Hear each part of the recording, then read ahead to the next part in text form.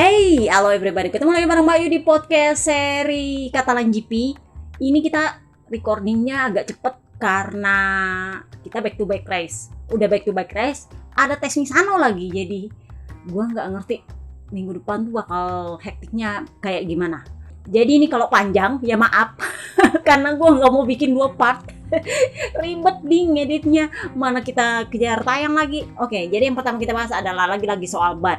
Jadi memang Barcelona ini adalah sirkuit yang sangat kurang grip. Kenapa? Karena terakhir kali di Resurface adalah tahun 2018. Tetapi Michelin memutuskan menurunkan ban depan dengan karkas paling keras untuk musim ini. Meskipun grip tracknya kurang. Why? Menurutnya si Bakso Taramaso, ini karena dia merasa meskipun gripnya track Barcelona ini kurang, tetapi suhu ban berpotensi naik. Kenapa? Karena itu ada banyak tikungan cepat, jadi menurutnya dia kalau dikombinasikan dengan suhu cuaca plus dengan tikungan cepat, kayaknya ini ban bakal cepat naik suhunya. Jadi dia berspekulasi bahwa ban depan ini butuh karkas yang paling keras selama musim ini. Sempat gue dengar ada yang nanya, kira-kira ini mana lebih keras dengan Indonesia punya? Menurutnya Taramaso itu beda. Kalau Indonesia punya, tahun lalu masih ingat waktu Marc Marquez Jumpalitan makan batu, itu adalah ban belakang yang karkasnya paling keras. Karkas tahun 2019 dipakai. Nah, kalau di Montmelo ini ban depannya yang paling keras. Oke, jadi ekspektasinya seperti itu. Nanti kita bahas apa hubungannya dengan tekanan ban, karena ini adalah ban paling keras, ban depannya. Jadi memang ini menjadi sorotan dari Austria kemarin karena kan kalian tahu aturan tekanan ban sudah berlaku di paruh musim kedua, tetapi di Silverstone masih dimaafkan. Di Austria kemarin anyep, nggak ada yang tahu apa kabar nih tekanan ban. Nah kemarin gara-gara ya you know lah peristiwa turn 1 plus Peko banyak ya crash high sat seperti itu, ban menjadi tersangka. Nah mulailah dicari-cari ini siapa yang jadi tersangka. Papa Nina jadi tersangka pertama aturan tekanan ban. So sebelum kita memasuki akhir pekan Katalan, kita bahas dulu soal gosip-gosip Bursa Rider. Jadi gini, podcast kemarin kan kita bahas soal hubungannya Pertamina dengan VR46. So, konfirmasinya dari Pertamina itu adalah oli Pertamina yang mau mejeng. Jadi, konfirmasinya dari corporate secretary Pertamina katanya, ya kami memang sedang berusaha untuk mengembangkan merek kami agar dikenal secara global maupun lokal. Tetapi belum resmi, memang ada wacana untuk jadi sponsor tapi belum resmi. Nah di podcast terakhir kemarin kan kalian tahu biaya untuk mejeng jadi sponsor utamanya VR46-nya BB Vale itu nggak murah. Minimal 7,5 juta euro sampai 15 juta euro. Kalau nggak salah kemarin Muni VR46 12 atau 15 juta euro. Tetapi eBay sudah ngantri duluan. Mereka udah bisa dibilang hampir pasti bakal jadi sponsor utama tahun depan menggantikan Muni VR46. Jadi kalau Pertamina mau masuk, BB Vale bilang gosip berhembus sepoi-sepoi dari sono katanya nggak bisa ngantrian, kita profesional. eBay udah duluan. Kecuali kalian jauh banyak tendernya. Jumlah duitnya jauh lebih banyak dari eBay. Jadi memang Pertamina masih mikir-mikir. Jadi gosip yang dari sana bilang kemungkinan kalaupun mau nempel Pertamina itu menggantikan Bardal. Bardal yang di lambung di bawah. Ah itu. Kalau kalian lihat ini di YouTube berarti kalian akan tahu bagian mana. Jadi di bagian Bardal. Kalau mau di bagiannya Muni itu jatahnya eBay. Kecuali kalau jumlah duit yang ditawarkan itu jauh lebih besar dari eBay. Kenapa? Karena BB Vale emang sudah janji sama eBay. Kalau mau menggantikan Muni jadi sponsor utama ya ngantri dulu. Itulah kenapa mereka sejak seperempat musim pertama itu udah nangkring di VR46 tapi masih kecil di bagian ekor. Jadi ngerti kan ya, BB Vale bukan orang yang maruk-maruk duit amat, nggak juga dia. Nah ngomongin VR46, kita bahas lagi soal Moto3 KTM VR46. Di podcast terakhir kan kemarin gue udah bilang, sepertinya ini ada hubungannya dengan Celestino Vietti yang mau pindah dari Vantic Team Moto2 ke KTM Aki Ayo Moto2. Nah, kenapa? Karena kemarin Aaron Canet akhirnya resmi mengumumkan bahwa dia akan bergabung dengan tim Vantic, menggantikan Celestino Vietti. Jadi, gosip gua di podcast terakhir bener dong.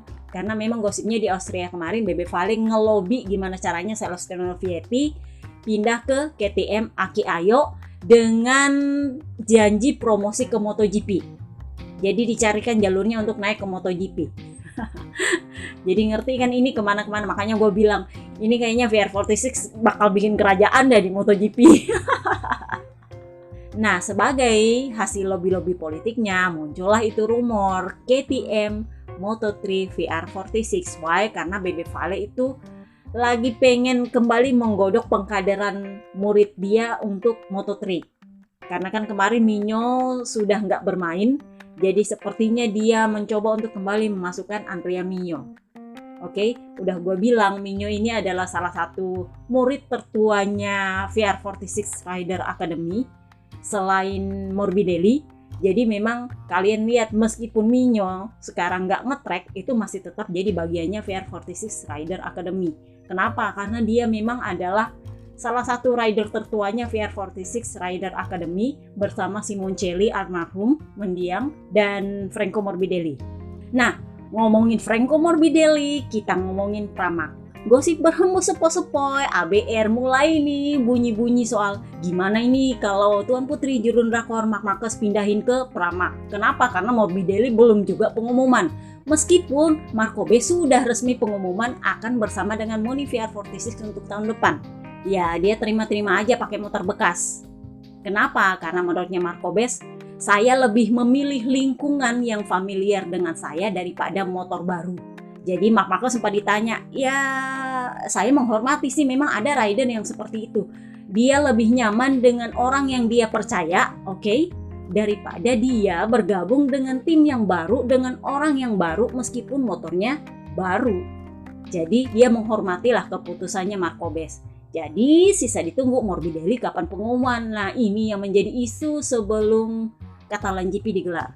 Gosip berhembus sepoi-sepoi, ada seorang jurnal ABR, gue nggak tahu apakah ini sengaja buat jelek-jelekin Morbi apa gimana. Katanya Morbidelli itu tertahan pengumumannya karena dia minta nego gaji. Jadi dia minta dinaikin gajinya sedikit. Kenapa? Satu, karena dia jurdun di Moto2. Kedua, karena akhir-akhir ini dia tampak lebih baik daripada Tuan Putri Yamaha Fabio Quartararo jurdun lagu. Ya kan kalian tahu Ducati seperti apa kalau ngegaji ridernya. Masih ingat Kaisar Honda United bilang gajinya Ducati itu sedikit susah buat dinego. Jadi kalau kalian udah ngintil gue lama, kalian pasti tahu sistemnya Ducati itu adalah gajinya kecil, tapi kalau lu naik podium atau lu punya prestasi, hadiah itu dibagi lebih besar ke lu. Oke? Jadi jatah hadiahnya itu buat lu, tapi gaji lu kecil. Nah, seperti itu juga yang sepertinya Morbidelli sedikit kurang terbiasa. Bukan Morbidellinya sih, manajernya Morbidelli. Jadi Morbidelli ini punya manajer yang ada di bawah naungan VR46 manajemen. Jadi dia sendiri juga ada manajernya.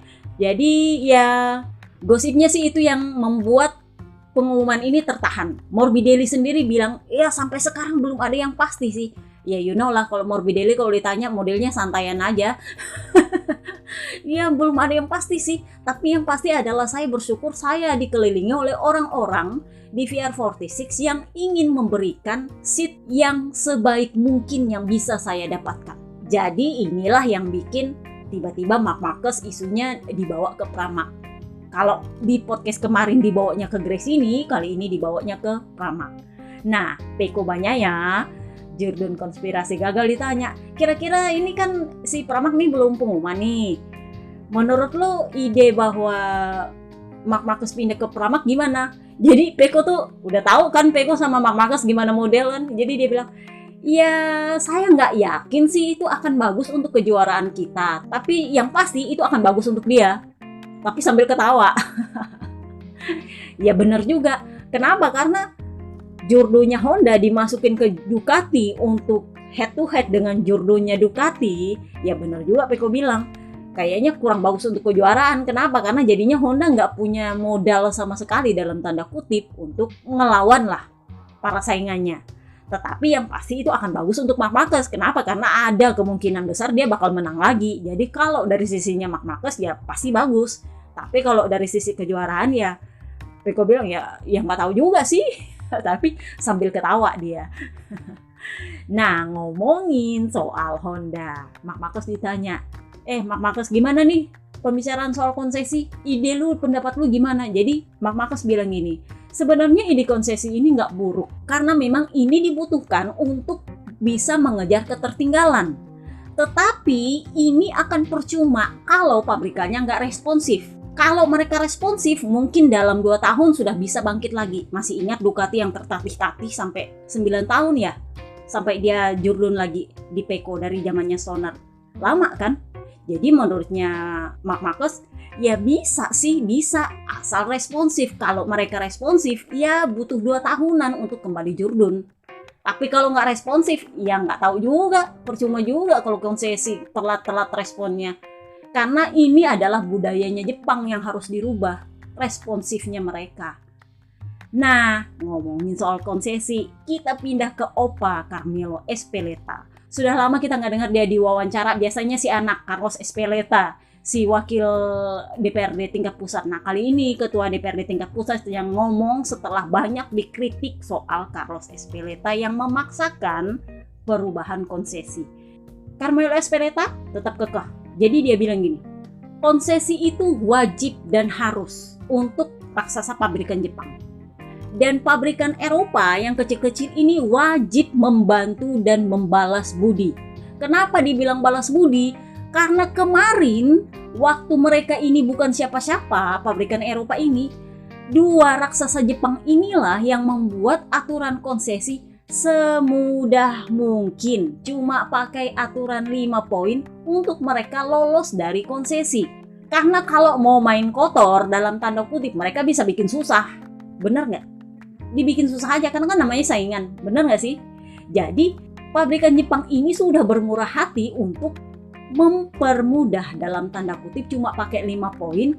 Kalau menang 3 poin, oke. Kalau podium 2 poin, podium 3 1 poin. Jadi sebenarnya mudah banget untuk lolos konsesi kalau serius. Nah, sekarang adalah giliran para pabrikan Eropa ini balas budi nih untuk merubah aturan konsesi agar para pabrikan Jepang ini bisa masuk konsesi tanpa syarat yang menye gitu.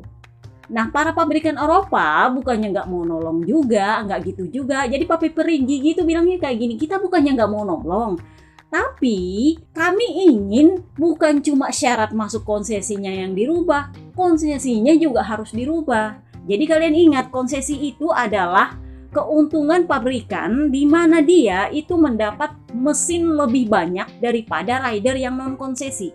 Jadi kalau kalian mundur, gua lupa itu di suka-suka Agustus mungkin ya, yang kita bahas soal aturan konsesi untuk tahun depan, itu ada tambahan 2 mesin per rider untuk pabrikan konsesi. Nah, ini yang nggak disetujui oleh para pabrikan Eropa. Mereka nggak mau pabrikan Jepang ini menikmati 2 mesin lebih banyak daripada rider mereka. Jadi menurutnya Papi Perigi, kami inginnya mesinnya tetap sama, kita bareng-bareng sama karena kita sama-sama besarnya. Tetapi hari pengujiannya kalian boleh nikmati lebih banyak. Nikmati aja lebih banyak kan, kalau rider konsesi boleh ngetes motor lebih banyak daripada rider non konsesi. Hari pengujiannya boleh lebih banyak, tetapi jumlah mesinnya dia pengennya tetap. Nah, ini yang nggak dimaui oleh DPRD tingkat pusat. Mereka cuma mau rubah syarat masuk konsesinya, nggak mau rubah aturan konsesinya itu sendiri.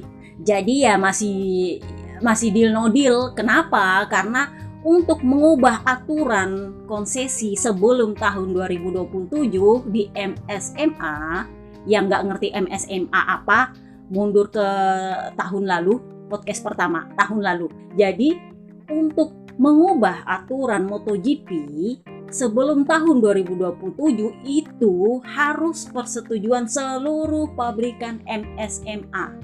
Terutama untuk soal konsesi ini harus persetujuan MSMA total.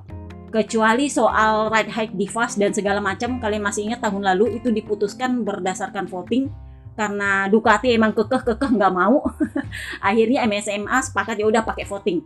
Tetapi untuk yang satu ini mereka sepakat nggak bisa, harus semua pabrikan sepakat baru bisa dirubah aturan ini. Nah masalahnya pabrikan Eropa nggak ada yang mau, 3 lawan 2. What do you think? Kalau mau voting juga tetap kalah, bener nggak?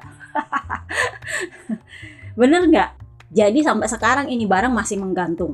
Nah, Opa Espeleta juga ngomongin soal KTM. Jadi ditanya, ini barang gimana model solusinya? Jadi kalau kalian dengar podcast terakhir kemarin, ini adalah carut marut soal seat Pedro Acosta.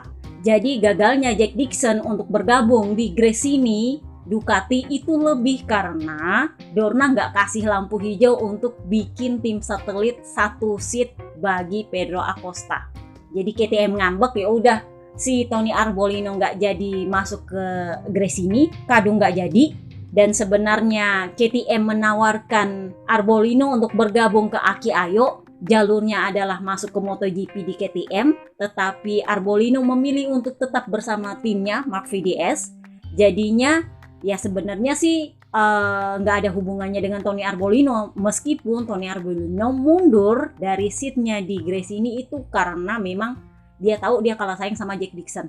Tetapi karena Dorna nggak mengizinkan KTM bikin satelit dengan satu seat, akhirnya udah Jack Dixon akhirnya perpanjangan sama gas. Dan sampai sekarang Pedro Acosta masih nggak ngerti mau ditaruh di mana. Jadi Opa Espeleta bilang gini, kami tidak akan memberikan seat tambahan untuk tim satelit. Kecuali Anda muncul sebagai tim pabrikan, oke kita kasih itu 2 seat. Peninggalannya Suzuki. Tapi kalau Anda muncul sebagai tim satelit, no. Jadi terserah KTM itu modelnya mau bagaimana ngatur ridernya, 5 rider dengan 4 motor ya terserah. Intinya gini, solusinya Dorna adalah memberikan wildcard lebih banyak untuk tahun depan. Jadi ibarat kata sebuah tim sepak bola itu kan pemain intinya kan ada 11 tuh. Nah, yang turun itu sebenarnya ada 12 karena satu pemain cadangan. Nah, seperti itulah nanti sistemnya di Pedro Acosta. Jadi Pedro Acosta boleh turun untuk menggantikan rider cedera atau dia boleh turun wildcard, dan wildcard itu nanti tahun depan akan diperbanyak agar Pedro Acosta bisa ngetrek lebih sering. Nah, Pirtini ini Dani Pedrosa kemarin baru juga perpanjang sebagai test rider. Nah, dia itu juga bakal turun wildcard untuk menguji motor pabrikannya karena dia test rider, dia pasti turun wildcard lah. Nah masalahnya kan dia harus berbagi dengan Pedro Acosta. Mau nggak Pedro Acosta? Bener nggak? Karena kan jadinya dia bukan rider tetap. Sementara dia pasti mencari posisi rider tetap. Dan itu masih kosong di Gresini somehow sampai sekarang.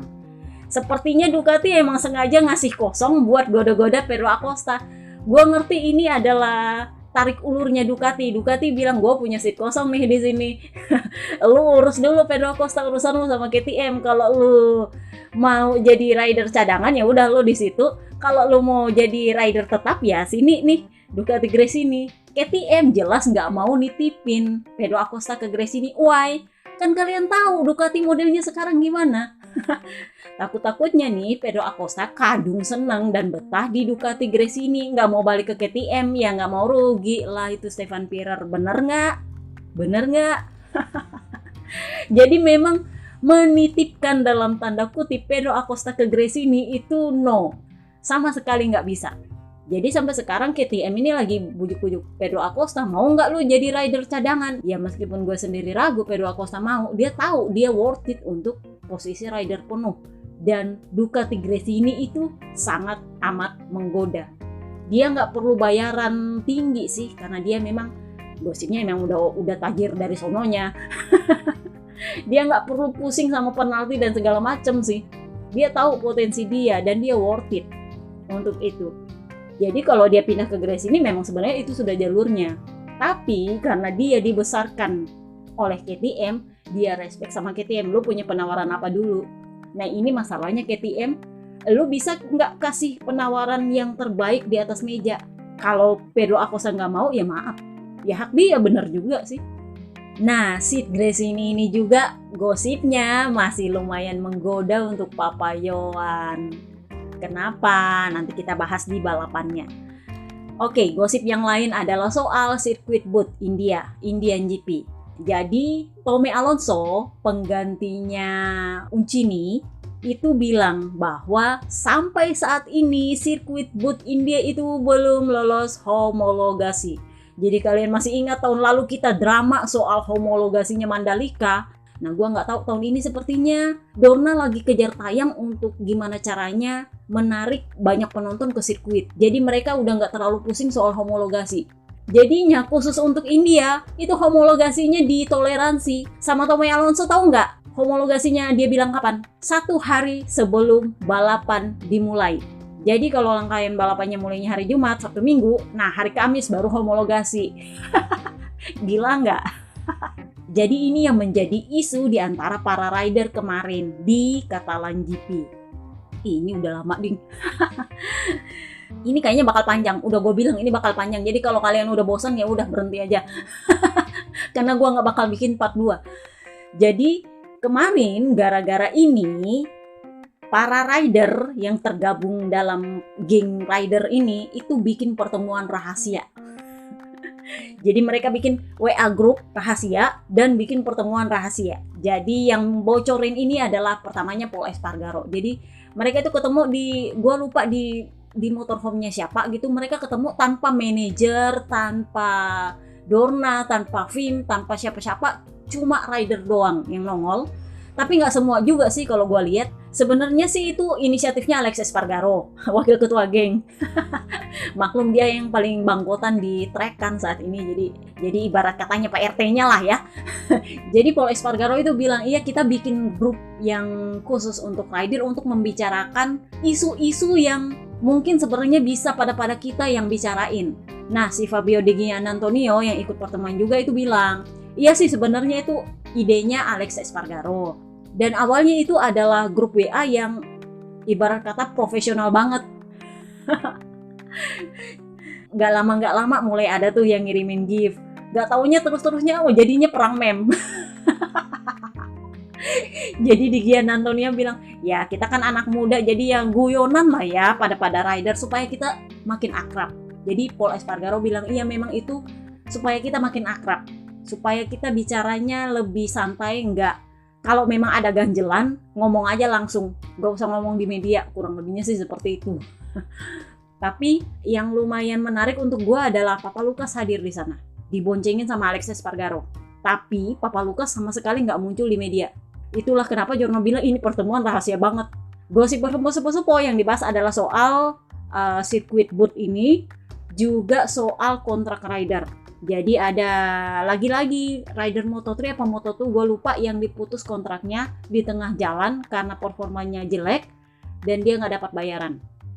Kemudian soal sirkuit boot itu adalah papa kembar yang emang lo tau lah papa kembar itu kan memang agak concern dengan keselamatan. Jadi dia bilang agak kurang elok kalau homologasi soal keamanan sirkuit itu baru ditinjau 1 hari sebelum rangkaian balapan dimulai. Kenapa? Karena memang poin-poin yang diperbaiki dari sirkuit boot ini lumayan jadi concern. Soal fans, soal gravel, soal tikungan gimana-gimana lah. Intinya adalah layoutnya secara sebagian besar memang nggak berubah. Tetapi run off-nya yang jadi bahasan. Dan ini menurutnya Papa Kembar nggak diuji oleh para rider MotoGP, tapi langsung homologasi. Nah, homologasinya pun 1 hari sebelum rangkaian balapan. Jadi menurutnya Papa Kembar kok agak-agak nggak logis ya. Kita udah kadung di sana, jadi udah nggak ada pilihan untuk mundur. Udah kadung di sana kan, semuanya tim rider udah nggak bisa mundur. Beda dengan Mandalika, masih ada uji sirkuit untuk homologasi. Jadi masih ada masukan dari para rider untuk diperbaiki, baru balapan. Masih bisa. Nah, sementara untuk sirkuit boot udah nggak ada tes sirkuit, homologasinya juga aji mumpung sih sepertinya. Gue tuh ngarep mudah-mudahan nggak ada ceritanya karpet aspal lah, ya you know lah ya India, ada aja triknya. Gue tuh jadi inget video viral yang mereka bikin jalan aspal tapi dari karpet. Jangan sampai kayak gitu dah, mudah-mudahan. Intinya adalah semoga sirkuit itu aman, karena kemarin yang menjadi pembahasan adalah fans, air fans, kemudian pokoknya jarak dari run off ke fans sama gravelnya yang harus diperbaiki. Nah itu yang menurut Papa Kembar justru jadi concern. Kenapa? Karena dia belajar dari pengalaman Pol Espargaro di Portimao kemarin kan. Nah ini kita ngebahasnya sebelum balapan jadi lebih banyak ya. Ya sorry, maaf. Oke, kita pindah ke sesi balapan. Jadi kemarin Enea Bastianini itu kena penalti 3 grid. Kenapa? Karena dia dianggap irresponsible riding, melambat di tikungan pertama ketika sesi praktis di hari Jumat sore. Nah, ngomongin soal itu, kita ngomongin soal Marc Marquez yang ngintil-ngintil. Jadi kalian masih ingat di Q1 dia masuk, dia ngintil sama Jack Miller, oke? Dan seperti biasa, dia ngintil berhasil. Jack Miller nggak lolos ke Q2, dia lolos ke Q2. Meskipun di Q2 ya, dia juga startnya di posisi 12. Jadi dia bilang gini, saya itu sempat ngintil Pecco Bagnaia. Jadi dia memang sempat ngintil Pecco Bagnaia. Tetapi ya you know lah, Honda vs Ducati saat ini memang sudah levelnya jauh banget. Jadi dia bilang, ya saya akui memang saya ngintil Pecco. Saya harap-harap ya mudah-mudahan saya bisa lebih bagus lah catatan waktu. Tetapi setelah 3 tikungan saya sudah nggak bisa ngejar dia. Yang ada malah Papa Alice yang dapat saya. Jadi memang di sektor terakhir kalau nggak salah Oliveira itu nyalip dia. Jadi mau nggak mau dia sedikit minggir. Kenapa? Karena memang faktanya Oliveira lebih cepat daripada dia. Aprilia vs Honda. Dan Aprilia di Catalan kemarin, sorry itu saya emang dikdaya lah kalau menurut gue. Luar biasa. Aprilia terbukti mengerjakan PR musim panas mereka. Jadi di Austria kan gue berapa kali bilang, kalau kalian ngintil gue di postingan, gue udah bilang Aprilia tampaknya mengerjakan PR musim panas mereka dengan sangat baik. Dan di Catalan itu terbukti. Mereka all podium di sprint race, all podium pula di balapan minggu. Jadi di sprint race kemarin tuh Papa Kembar sempat koar-koar sih, kalau menurut gue itu koar-koar. Jadi dia bilang, saya angkat topi untuk Pecco Bagnaia. Kenapa? Karena cuma dia satu-satunya Ducati yang berani menjawab tantangan saya. Ducati lain mana? Nggak kelihatan. Karena saya ributnya cuma sama Pecco. Jadi ya ini juga ditanggapi oleh Alex Marquez. Jadi Alex Marquez bilang, kalau menurut saya sih itu karena Aprilia memang bagus di Montmello. Tapi saya yakin di sirkuit lain itu adalah jatahnya Ducati. Jadi menurutnya para Ducati, mereka tuh nggak terlalu khawatir sama Aprilia. Kenapa? Karena menurut mereka Aprilia ini ala-ala Yamaha, hanya cocok di sirkuit tertentu. Sementara Ducati overall mereka bagus di semua sirkuit. Jadi menurutnya Alex Marquez, ya menurut saya sih itu cuman karena Aprilia cocok sama Montmello yang berangin dan kurang grip. Jadi ini yang menjadi masalah adalah wingletnya mereka. Menurut gosip bersepoi-sepoi, karena Montmello ini berangin, jadinya motor-motor dengan sirip atau winglet yang terlalu besar itu agak susah untuk bersaing. Itulah kenapa para Ducati agak-agak kesulitan buat battle di sini. Karena anginnya kenceng katanya. Nah ini juga yang jadi bahasan apa yang terjadi di turn 1. Jadi semua sepakat bahwa itu adalah salahnya Enea Bastianini. Semuanya sepakat, bleng. Tetapi penyebabnya ini beda-beda. Ada yang, kalau Johan Zarco itu memang benar-benar yang sampai dia bilang Enea Bastianini itu kurang cerdas. Jadi dia sakit hati juga. Jadi dia bilang ada memang beberapa rider yang itu nggak ngitung-ngitung kalau mau bikin manuver di tikungan pertama. Udah tahu ini tikungannya nggak memungkinkan untuk bikin manuver, lo bikin pula manuver di situ. Tahun lalu yang bikin manuver seperti itu adalah Pangeran Rakor, Takaki Nakagami. Kalian masih ingat? Yang semua rider ribut kenapa dia nggak dipenalti. Tapi kali ini adalah Enea Bastianini. Dan kali ini Enea Bastianini kena penalti, long lap penalti. Kenapa? Karena korban dia lebih banyak daripada Takaki Nakagami. Dan semuanya itu korbannya adalah Ducati. Jadi even Ducati nggak bisa pasang badan untuk Enea. Kenapa? Karena benar-benar dirugikan, ada 4. Dengan Enea 5 rider Ducati semuanya di situ. Jadi ya mau pasang badan gimana model nggak bisa. Karena memang Ducati yang rugi sendiri kalau mau pasang badan. Jadi kalau menurutnya Johan Zarco itu murni karena Enea Bastianini maruk dalam bermanuver. Jadi dia bilang kemarin di sprint race dia bikin kesalahan yang sama. dia masuk terlalu cepat karena kan dia kena penalti 3 grid. Jadi memang wajar bahwa dia berusaha mencapai tikungan pertama itu sangat cepat. Karena memang tikungan pertama itu menentukan posisi lu di sisa balapan berikutnya. Jadi wajar bahwa dia berusaha untuk masuk tikungan sangat cepat. Tetapi waktu di sprint race saya belum masuk tikungan, jadi saya masih bisa ngerem waktu dia nongol. Nah sekarang dia nongol, saya sudah terlanjur masuk tikungan. Nah yang bikin emosi adalah dia ini kan crash nih bareng-bareng, si Enya itu ngelihat si Sarko seolah-olah itu salahnya Sarko. Jadi dia bilang, ini memang benar-benar salah, lu nggak bertanggung jawab, udah lu yang salah, lu nyalahin lagi gua. Jadi dia memang sepertinya punya pengalaman dengan kemarin kan dengan Marc Marquez tuh disalahin sama Marc Marquez. Nah sekarang dia merasa disalahin sama Enea Bastianini. Jadi dia bilang, lu memang menderita, lu memang kesulitan, tapi itu bukan berarti lu boleh kurang cerdas. Quartararo bilang apa? Ya memang itu salahnya Enea Bastianini, tapi belum tentu karena kesengajaan. Dia nggak bisa nyalahin juga. Kenapa? Karena dia pernah melakukan kesalahan yang sama. Di mana ya? Gue lupa. Di Le Mans ya? Yang kemarin kita bahas, yang dia masuk terlalu cepat di tikungan, padahal dia telat. Yang jadi korban kan kemarin Papa Alis waktu Quartararo. Jadi Quartararo juga nggak bisa nyalahin ngamuk-ngamuk, nggak bisa. Jadi dia bilang, ya memang itu salahnya Enea Bastianini. Tapi ya hal-hal seperti itu bisa terjadi. Bukan karena kesengajaan, tapi ya memang seperti itulah. Karena dia juga pernah salah, jadi dia nggak mau nyalahin, benar-benar nyalahin, karena dia juga pernah di posisi itu. Sementara yang lain itu menuding soal winglet yang jadi gara-gara. Karena memang kan ini berangin nih, Montmelo. Jadi winglet ketika lu nikung, itu sangat mempengaruhi besar kecilnya winglet lu. Kalau winglet lu itu kecil, mungkin gak terlalu pengaruh. Tapi kalau winglet lu gede, ya jelas itu pengaruh. Nah, ini masalahnya ada lu masuk cepat di tikungan 1, udah rame-rame di situ, ditambah angin, ya udah ditambah lagi kesedot slipstream. Bye-bye. Rame-rame lah di situ nyosor. Menurutnya Oliveira seperti itu, Papa Alis. Sementara Alex Marquez lebih kepada layout. Jadi dia bilang layoutnya tikungan pertama Barcelona itu nggak memungkinkan untuk lu nyalip rame-rame di situ. Kenapa? Karena rider akan mengambil sudut paling dalam untuk bisa keluar tikungan pertama lebih cepat. Pasti ngambilnya bagian dalam. Posisi layoutnya itu kan dia agak miring tuh. Jadi memang lu harus masuk tikungan pertama lebih di dalam supaya keluarnya lebih cepat. Nah itulah kenapa lu nggak bisa bikin manuver di situ di tikungan pertama, menurutnya Alex Marquez.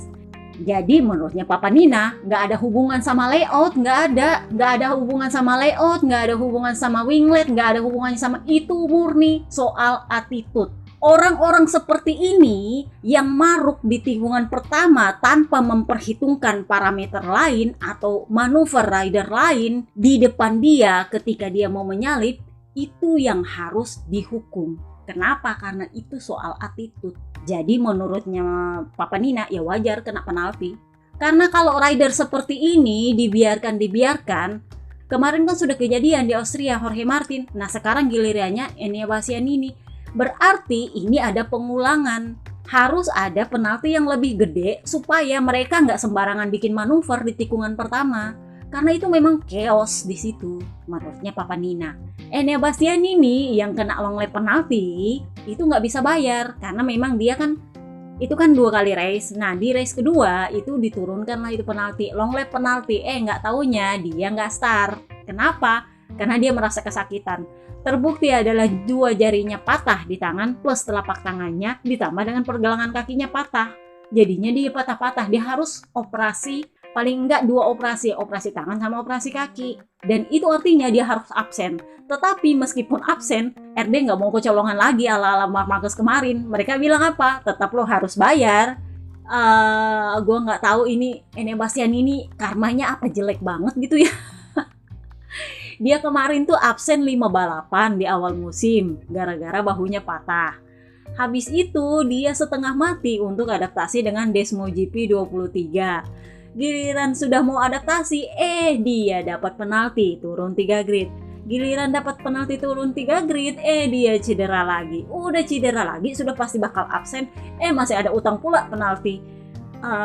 Gue sih memaklumi bahwa dia merasa down. Jadi dalam postingan terakhirnya dia bilang persetan lah sudah Karena dia bilang ketika Anda berada di titik terendah dan tidak ada yang mengerti, ya jelas putus asa dan pengen kembali untuk menjelaskan apa yang terjadi, tapi ya percuma. Jadi ya udahlah, persetan. Cuman ada satu solusi, jalan aja dan segera saya akan kembali. Jadi ya mau di apa? Meskipun kalau menurut gua Peko Banyaya juga punya utang karma sama Enea gara-gara kemarin dia sapu jagat. Karena kalau nggak gara-gara Enea sapu jagat, mungkin yang ngelindas dia lebih banyak kali ya. Dan kalau menurut gua Peko ini mungkin karma baiknya banyak banget kali ya. Luar biasa loh itu emang benar-benar keajaiban. Kenapa? Karena dia sudah hexat sejelek itu hexatnya hampir sama dengan Marc Marquez tahun lalu di Mandalika. Hexatnya jelek banget. Kedua, dia jatuhnya di tengah trek. Jadi ada potensi untuk kelindas oleh rider lain. Kenapa? Karena dia adalah rider paling di depan. Jadi yang beruntungnya adalah satu, dia nggak cedera apa-apa sama sekali, cuma memar doang. Luar biasa loh kalau menurut gua. Lu bayangkan Marc Marquez yang kemarin di Mandalika itu sampai diplopia, oke? Dia lo nggak kenapa. Kedua, rider-rider di belakang dia itu mampu menghindari dia. Dan yang sempat melindas dia itu cuma Brad Binder yang nggak bisa menghindar sama sekali. Dan Brad Binder itu melindas cuma kakinya. Gua bilangnya cuma, kenapa? Karena sebenarnya ada potensi dia kelindas di dadanya, di perutnya, atau di kepalanya. Masih ingat almarhum Simoncelli? Kalau kalian sudah lama ngintil MotoGP, itu ada potensi untuk ngelindas di situ. Kenapa? Karena ini kan rek lurus. Tapi yang kelindas cuma kakinya. Sorry to say, gue bilang cuma. Karena memang ada potensi untuk kelindas lebih jelek lagi. Tapi ternyata dia cuma kelindas kakinya. Kita udah pikiran ini paling enggak ini kakinya patah. Ternyata kagak. Retak pun kagak, memar doang coba. Dia cuma memar jadi dia pakai kruk. Nggak ada patah. Padahal yang lihat itu udah jelek banget feelingnya. Yang lindes apalagi itu Brad Binder sampai nggak start, sampai mundur dari balapan kedua. Saking nggak enaknya perasaan dia. Gua habis ngelindes kaki orang nih. Jadi dia sendiri itu bilang kayak gini. Saya intinya adalah saya tidak mau menyebabkan rider lain dalam bahaya. Intinya seperti itu. Sudah. Bule kalau udah bilang it is what it is, ya udah, itu aja. Dia udah nggak mau punya pembelaan lain bla bla bla bla, enggak. Yang lucunya adalah Brad Binder begitu dia retired, dia ke medis. Karena kan emang gak enak perasaannya. Gue juga kalau habis ngelindas orang emang gak enak perasaan kan. Jadi dia pergi jenguk si Peko. Tahu nggak begitu dia keluar dia bilang apa? Saya beneran nggak nyangka bahwa si Peko bakalan santai. Jadi dia juga lepas bebannya bahwa oh ternyata yang gue lindes nggak kenapa-kenapa. Itu dia sebenarnya bener-bener lepas beban. Jadi dia bilang it is what it is. Intinya seperti itu. Dia udah nggak mau pikir dulu kejuaraan. Karena intinya adalah sebenarnya dia bisa ngejar kejuaraan. Karena kan posisinya si Bes lagi nggak bagus juga. Si Bes itu kemarin kondisinya adalah dia karena ikutan jatuh, jarinya yang jempol katanya sakit, sama kaki kanannya. Jadi dia bilang saya itu balapan dalam kondisi sebel karena saya kena tabrak lagi, apes mulu nih anak kan. Udah kena tabrak, saya kesakitan pula. Jadi dia bilang, gue ini apes apa coba? Jadi dia bilang, ya nantilah hari Senin saya coba ngecek ke dokter, kira-kira ada apa dengan kaki dan jari saya, mudah-mudahan gak kenapa-kenapa karena kan minggu depan udah Misano dan itu home race dia untuk anak-anak VR46, jadi ini penting banget untuk dia, jadi dia bilang mudah-mudahan gak kenapa-kenapa. Nah sementara si Peko sendiri diwawancara setelah keluar rumah sakit, jadi dia bilang gini, saya cuma bisa bilang terima kasih hari ini. Sebenarnya sih kalau dalam bahasa Italianya adalah thank God, ibaratnya kata saya bersyukur gitu. Tapi karena dia pakai bahasa Inggris jadinya saya berterima kasih. Saya bersyukur. Karena saya nggak kenapa-kenapa cuman memar-memar. Soal ke Misano saya akan berusaha melakukan sebaik mungkin yang saya bisa untuk bisa hadir di Misano. Dan bisa melakukan balapan Misano sebaik mungkin. Karena menurut dia itu penting.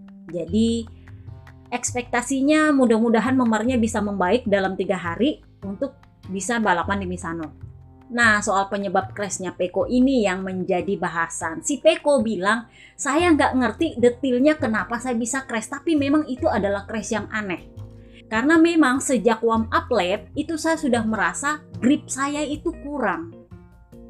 Jadi saya nggak tahu apakah ban saya ada masalah dengan entah belum panas, entah memang gripnya nggak ada. Tapi memang saya sudah merasa aneh sejak warm up lap. Sudah warm up-nya aneh, sudah gripnya aneh, crash-nya juga aneh. Intinya detailnya saya kurang tahu apa penyebabnya. Ducati sendiri belum merilis apakah ada masalah mekanis atau ada masalah apa dengan motornya Pecco. Tetapi gosip berhembus sepoi-sepoi diperkirakan itu perkara tekanan ban terlalu rendah.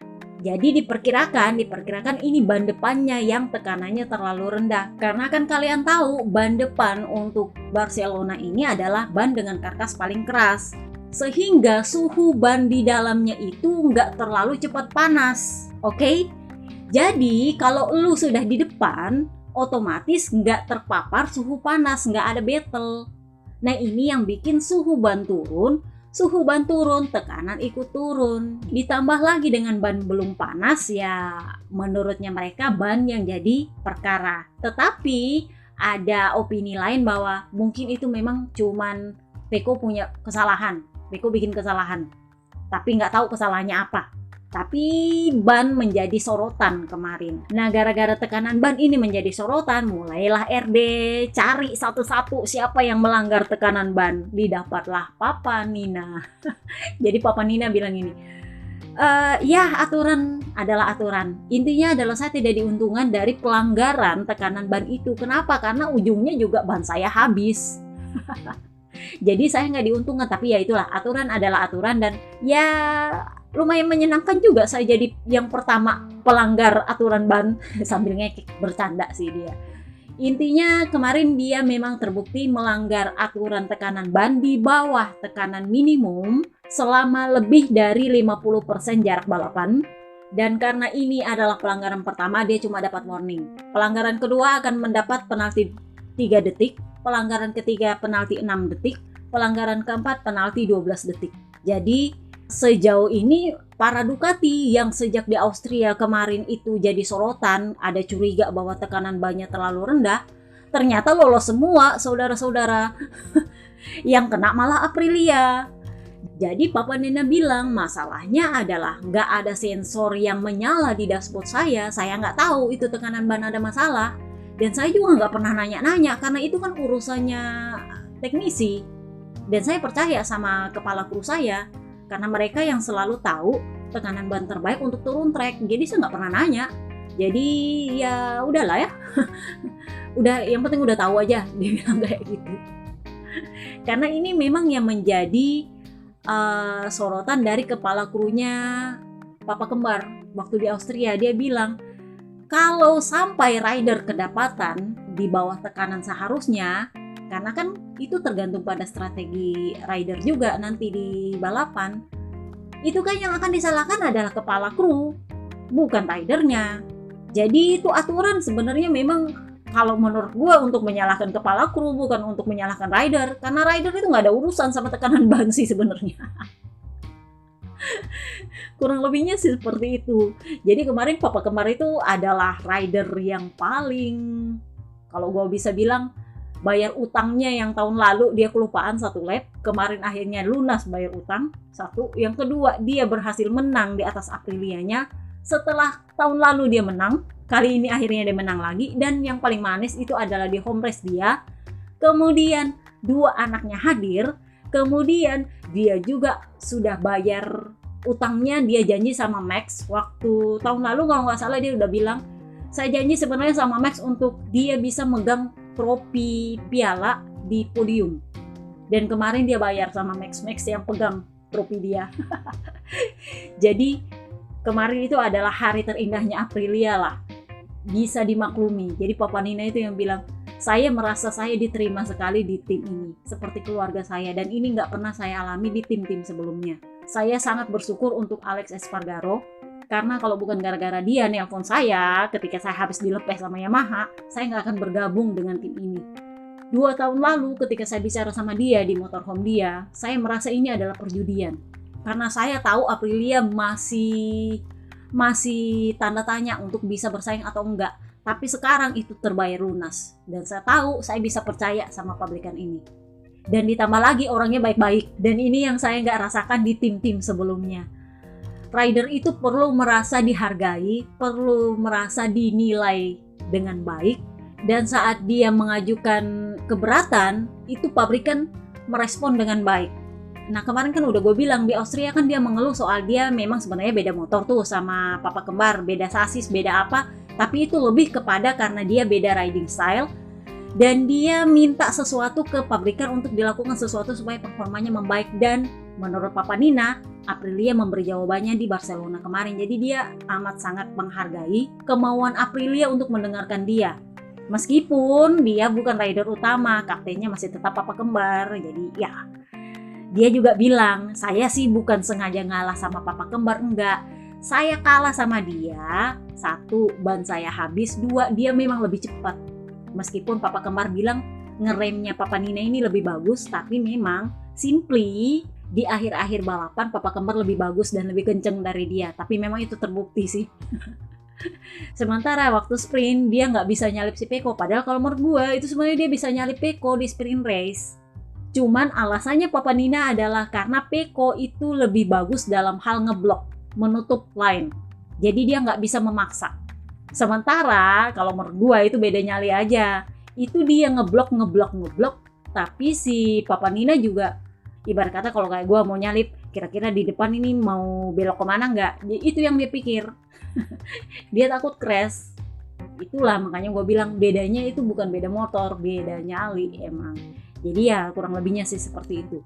Apalagi yang kita bahas? Soal Marc Marquez. Jadi Marc Marquez di sprint race kemarin kan kalau kalian lihat di postingan gue udah bilang dia pakai jatah orinya kemarin di sprint race. Sementara Quartararo pakai jatah orinya di balapan minggu. Jadi kalian lihat performanya beda-beda kan? Quartararo pakai jatah orinya di balapan minggu, sementara Jordan Lakor pakai jatah orinya di sprint race. Jadi kalian lihat di sprint race Marc Marquez bagus, di balapan minggu Quartararo yang bagus. Quartararo sendiri nggak bilang soal ban sih, dia bilangnya apa? Sepertinya ini karena saya memilih winglet yang lebih kecil. Karena berangin, jadi saya nggak mau pakai winglet lebih besar. Karena downforce-nya itu sangat luar biasa dan itu sangat berpengaruh dengan performa. Jadi saya memilih winglet yang lebih kecil. Padahal kalau menurut gue itu karena dia pakai ori. Jadi kalian lihatlah, Marc Marquez-nya bilangnya kayak gini untuk di balapan kedua itu dia sedikit mengguncang mental dia. Kenapa? Karena dia lihat sendiri Pecco Bagnaia ada di tengah lintasan. Jadi dia bilang sedikit agak mengguncang mental saya untuk mendapatkan feeling yang lebih bagus. Dan di balapan kedua itu ban depan saya habis. Jadi karena ban depan saya habis, saya memutuskan untuk menurunkan ritme. Pikiran saya adalah yang penting saya sampai ke pedok dengan selamat. Dan kita fokus kepada balapan berikutnya. Jadi sudah ngerti kan? Yang satu pakai ban ori di hari Minggu, yang satu pakai ban ori di hari Sabtu. Sementara di hari Sabtu dia bilang apa? Lumayan memuaskan lah, saya bisa lumayan bersaing dengan para Ducati meskipun ya ke belakang lagi, tapi ya lumayan. Saya nggak bisa meminta lebih karena ya seperti inilah motor saya. Sementara di hari Minggu dia bilang ban saya habis. Jadi udah ngerti lah ya. Yang menjadi sorotan adalah Papa Yohan. Ini yang gue bilang soal Grace ini. Jadi di sprint race kemarin itu dia ngeluh, dia kan finish paling terakhir. Jadi dia bilang, yang anehnya dari motor saya adalah sebenarnya kalau kita ngegas motor itu kan mestinya aturannya dia akan lebih cepat nih. Tapi saya ngegas motornya nggak cepet-cepet gitu aja ketek. Jadi dia bilang ada yang salah dengan ini motor. Jadi itu mentalnya dari Austria udah down, di Catalan kemarin lebih down lagi. Jadi kita lihatlah kira-kira tahun depan apakah dia masih bertahan di Honda atau kita bakal dengar dia masuk di Grace ini. Pilihan pertama tetap Iker Lecuona, pilihannya Papi Peripuik.